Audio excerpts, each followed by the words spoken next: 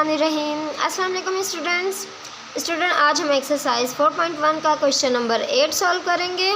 Question number 8 को पहले हम अच्छे तरीके से पढ़ लेते हैं।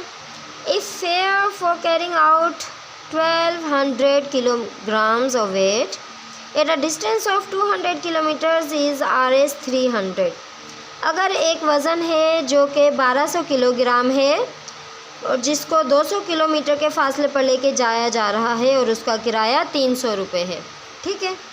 Find how much weight can be taken to a distance of 300 kilometre for Rs 500। हमने फाइंड करना है कि कितना वज़न लेके जाया जाएगा अगर 300 किलोमीटर का फासला है और 500 रुपये उसका किराया है, ठीक है।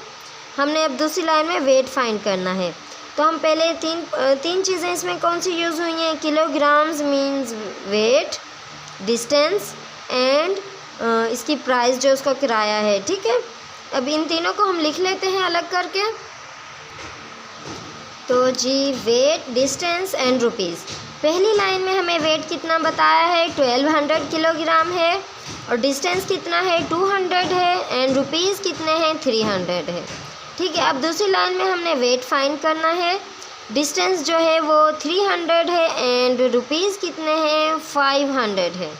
अब हमने इसका एरो मेथड यूज़ करना है, तो जो चीज़ हमने फाइंड करनी होती है उसका एरो तो ऊपर चला जाता है, ठीक है। अब हमने डिस्टेंस और वेट को कंपेयर करना है आपस में। अगर 1200 किलोग्राम है उसका वज़न और फासला कितना है 200। अब है फासला बढ़ गया है तो इट मीन्स वेट भी हम बढ़ा सकते हैं, ठीक है। तो अगर दोनों तरफ चीज़ें बढ़ रही हों तो डायरेक्ट प्रोपोर्शन होता है, एरो ऊपर की तरफ आ जाता है। अब दूसरी तरफ है रुपीज़ और वेट को कंपेयर करना है हमने। अगर 1200 किलोग्राम है वज़न और रुपीज़ कितने हैं 300। अब क्या है रुपीज़ बढ़ गए हैं, 300 से 500 हो गए, तो इट मीन्स वेट भी ज़्यादा होगा, ज़्यादा पैसों में ज़्यादा वज़न लेके जाया जाएगा, इसलिए क्या है इसका एरो भी ऊपर की तरफ आ गया। अब हमने इसको सॉल्व करना है, तो जो हेड होता है वो वैल्यू नीचे आती है, जो टेल होती है वो वैल्यू ऊपर आती है। हमने इस तरीके से लिख देना है, ठीक है। अब ये है डिस्टेंस कितना है 200 है और 300 है। हमने क्या करना है 300 को ऊपर लिखना है और 200 को नीचे लिखना है, ठीक है। मल्टीप्लाई करना है इन दोनों वैल्यू के साथ। इसके साथ भी यही होगा, 500 ऊपर आएगा और 300 नीचे आएगा।